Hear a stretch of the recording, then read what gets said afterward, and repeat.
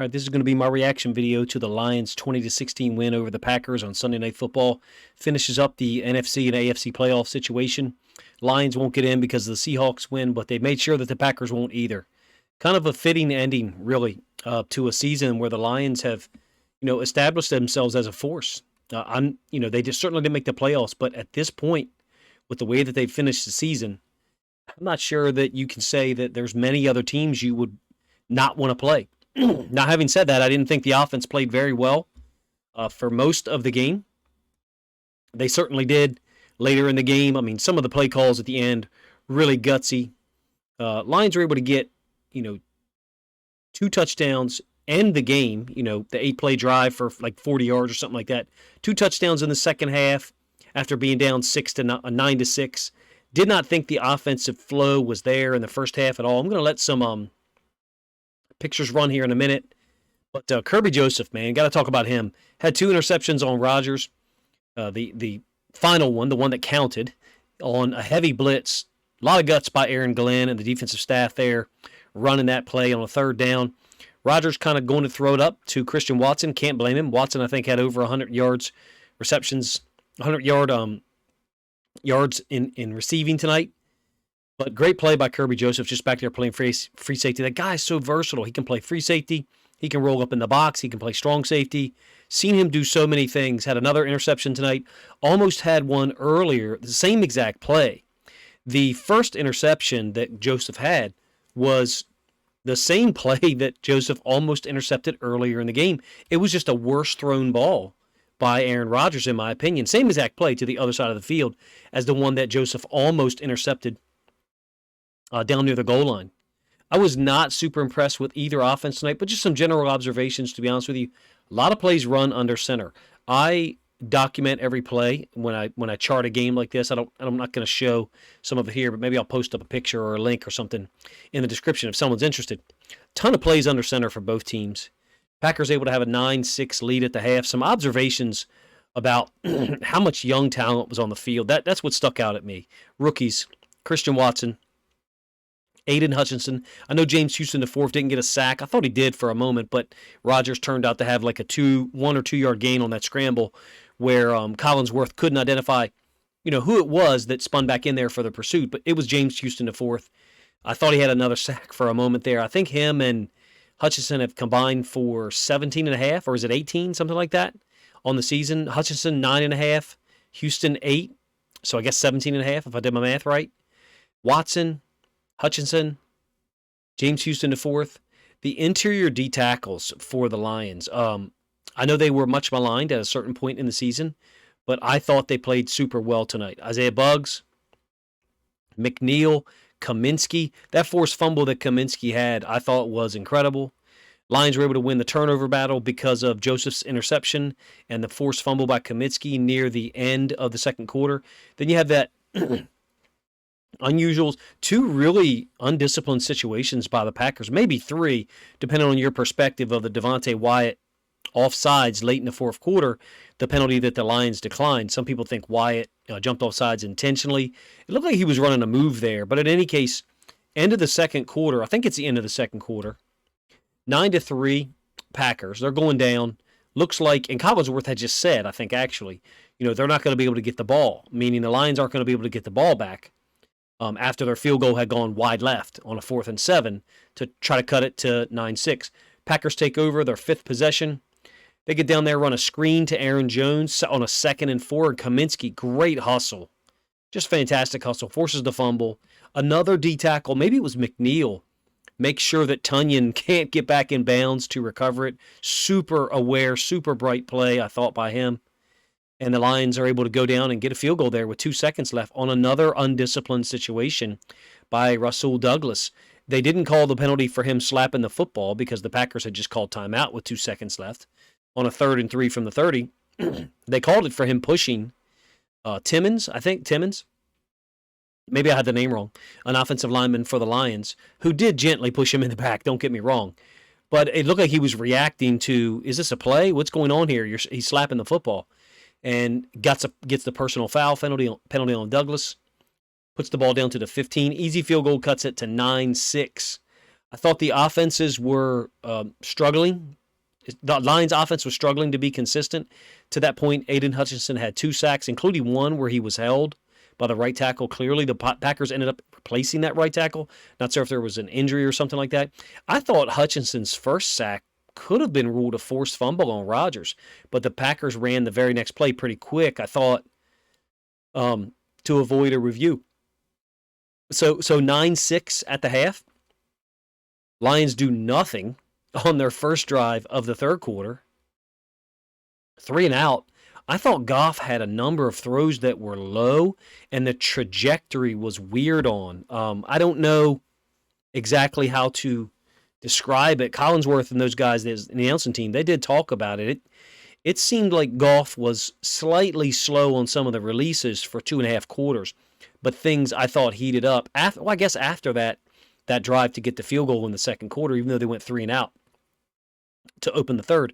Packers 6 possession, up 9-6 early third quarter, and nothing really they don't really get anything going. Nearly throw an interception down near the end zone. It was a 2nd and 7 from the 35.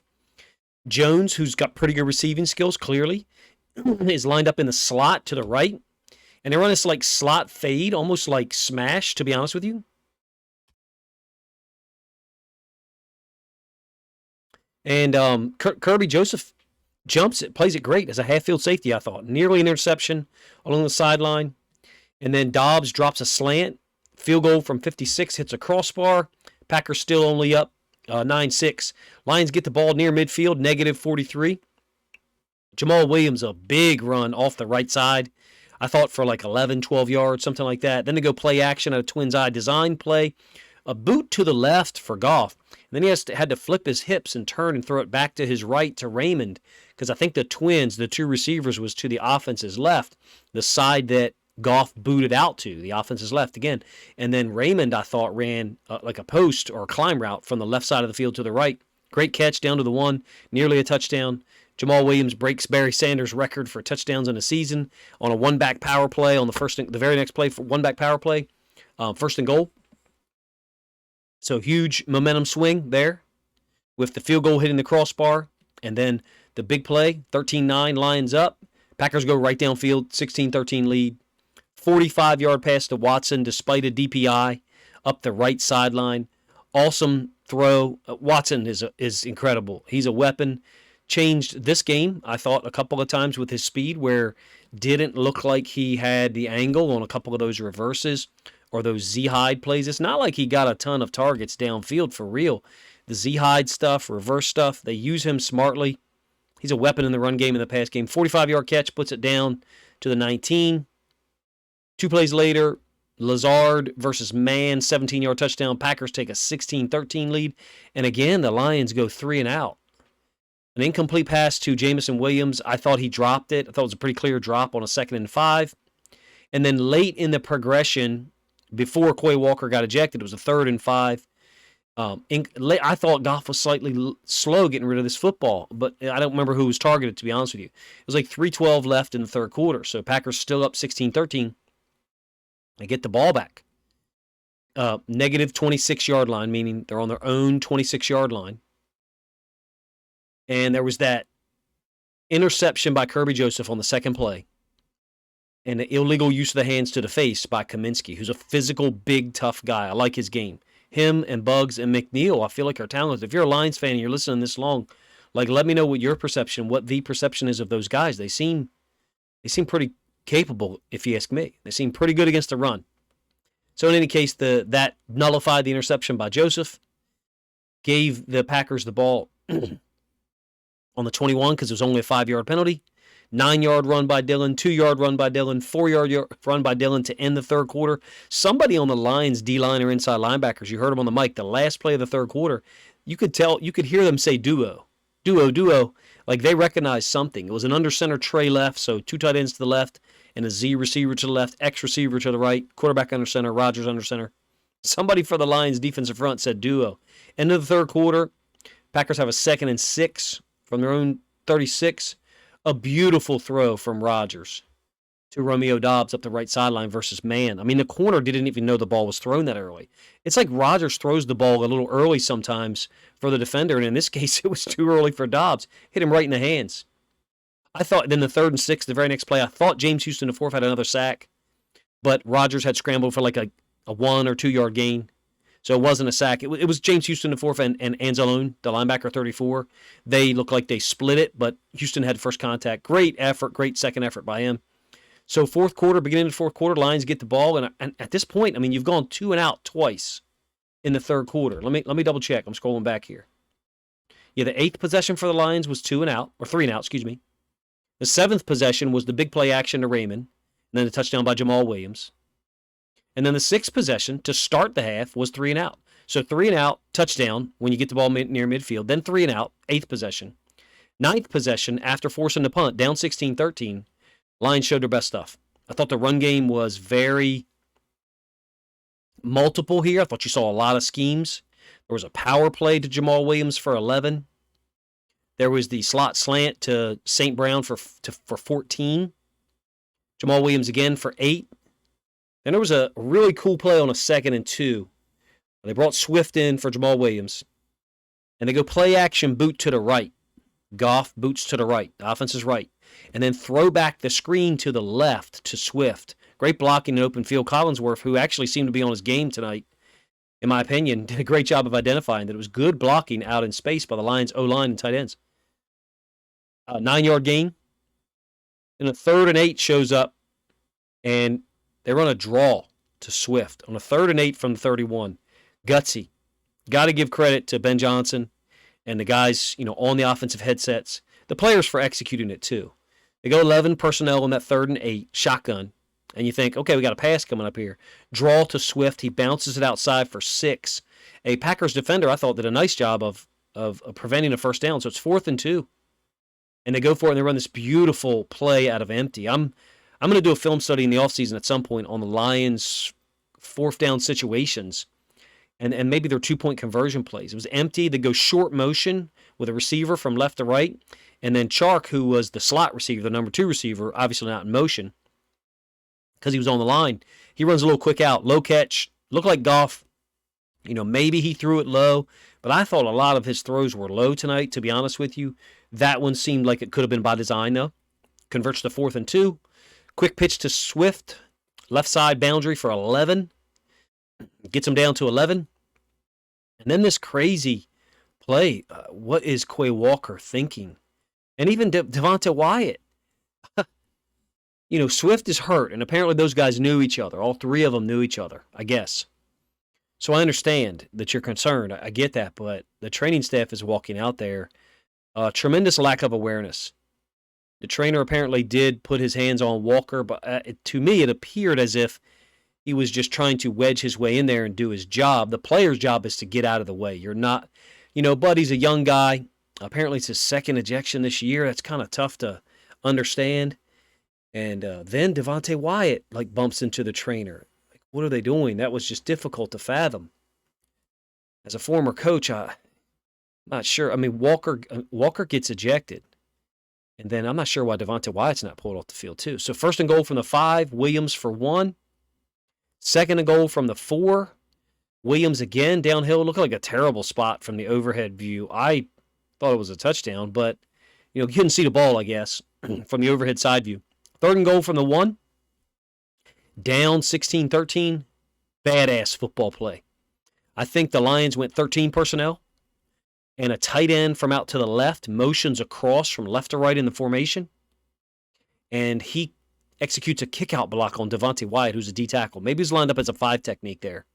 And they leave him unblocked. So everybody else just releases down. The tight end kind of gets a kick-out block on Wyatt. Doesn't really get much movement, but it provided enough room for Jamaal Williams to go downhill. 17th rushing touchdown of the season. Unbelievable year. Put the Lions up 20-16. And I thought from there, the Packers' offense looked a little off. Kerby Joseph gets the interception on the next possession with about 3:30 left. 3:30 left in the game, and Joseph gets the interception. Again, Rodgers just kind of threw it up. I thought the corner had good coverage on Watson, but it's a 6-man blitz, and Rodgers has got to make a decision on a 3rd and 10. So great call by Glenn and the Lions defensive staff. Great job by the players executing. They play aggressive. Young guys all over the place. Really a bright future there. As a Ravens fan and Ravens content creator, now knowing that these two teams play each other, wow. I mean, Lions go 9-8, lost a series of close games. You guys can correct me if I'm wrong. I thought the game of the year was the Seahawks' 48-45 win over the Lions, and it turns out that's the difference, getting them in the playoffs and keeping the Lions out. Correct me if I'm wrong. Didn't the Lions lose by 4 to the Eagles? Didn't the Lions lose by 3 to someone else in like week 3 or week 4, something like that? I can't remember who it was. I don't have their schedule pulled up. But a lot of close losses, I thought, early in the season. And then they turned things around with the home win over the Packers. 3:30 left. And you think, okay, well, maybe the Packers can get a stop. This was beautiful football. Lions' 10th possession. Getting those conversions.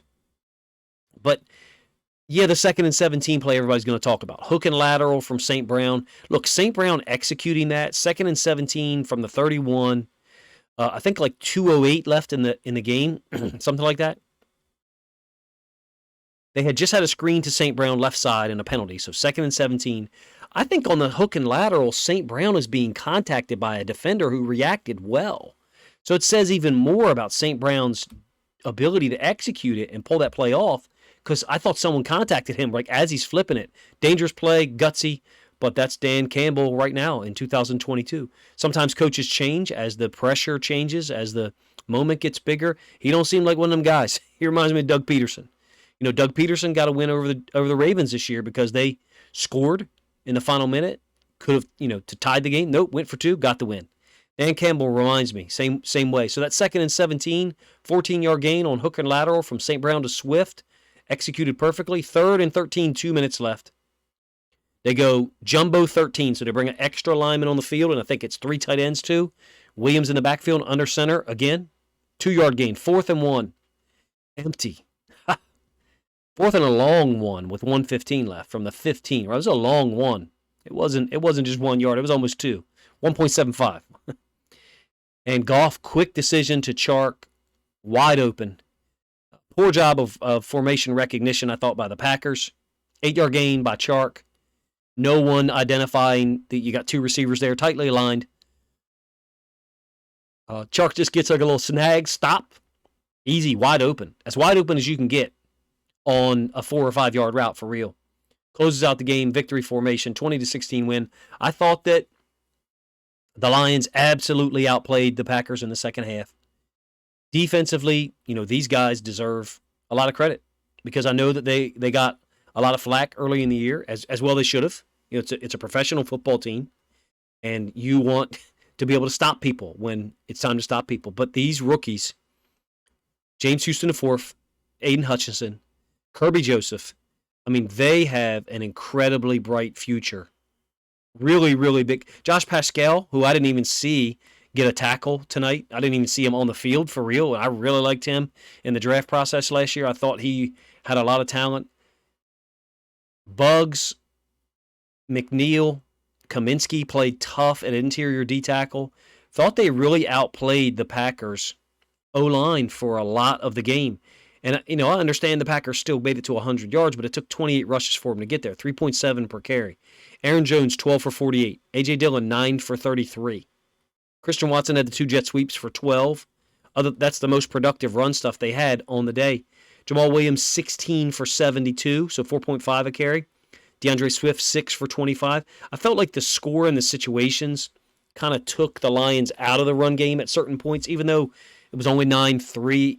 When they did get the ball to end the second quarter, it's obviously a passing situation. So you're talking about multiple passes in a row that kind of skews the run-pass balance, in my opinion.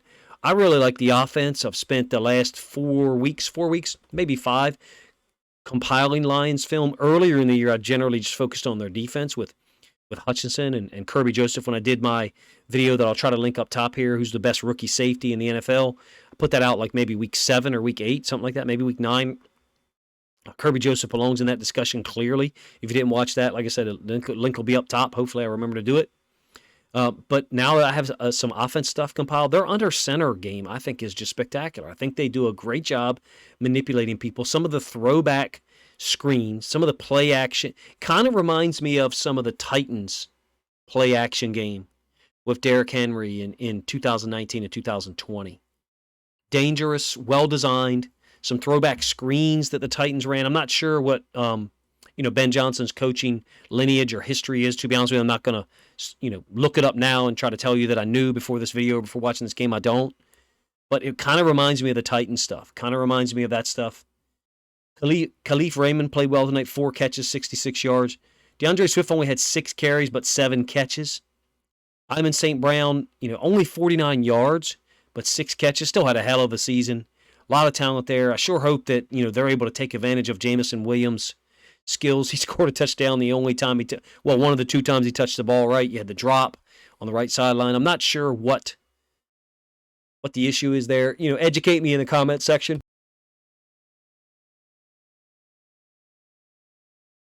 I know he missed all of camp and pretty much the whole season with the ACL. Glad he was able to come back, get in uniform, practice, go through those situations, score some touchdowns. I think he had 2, right?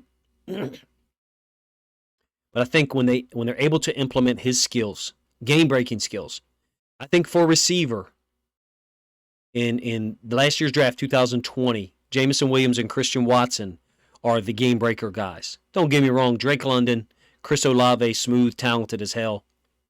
Garrett Wilson, talented as hell.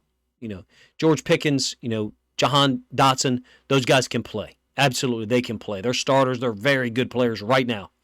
But Christian Watson and Jameson Williams have game-breaking ability every time they touch the football because of their speed. Talk about 4.3 and 4.2.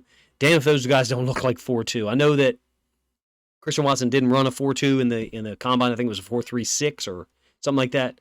But, man, I was really impressed. It was fun to watch the game, having known that the Ravens were, already in the playoffs. For me, being able to watch another team's game, try to focus on them a little bit. If you have any thoughts or any elements you think I didn't cover, let me know. I didn't think Goff threw the ball really well. Still able to manufacture a win, manufacture yards as a team. I'll talk about the Lions, 323 total yards, 5.4 yards per play. Only 104 rushing yards, but 4.2 per carry, and 21 first downs. I feel like that's the mark of a good coach, is when your quarterback is not sharp. And I didn't think that Goff was, particularly for the first quarter and a half and parts of the third. Yeah, there's 2 3-and-outs in the third. The mark of a good coach is trying to figure out a way to still make him be productive and make the offense be productive, and they did that, even though they only scored 20 points. And kind of got a couple of fortunate breaks to do that, I understand, with the Quay Walker situation, the Rasul Douglas situation. Look, the kicker for the Lions still could have made the field goal, even if it were not for Rasul Douglas's personal foul. Let me know what you think of the reaction video, what you thought of the Lions win, any missing elements that I didn't mention here. Appreciate you guys' time. Really fun game to watch. Lions, an enjoyable team that I'm looking forward to doing some film studies on in the offseason. If you haven't considered subscribing to my channel when you listen this long, please consider doing so now. Appreciate you guys' time. If you enjoyed this video a whole lot, consider sharing a link on social media to help it get more reach.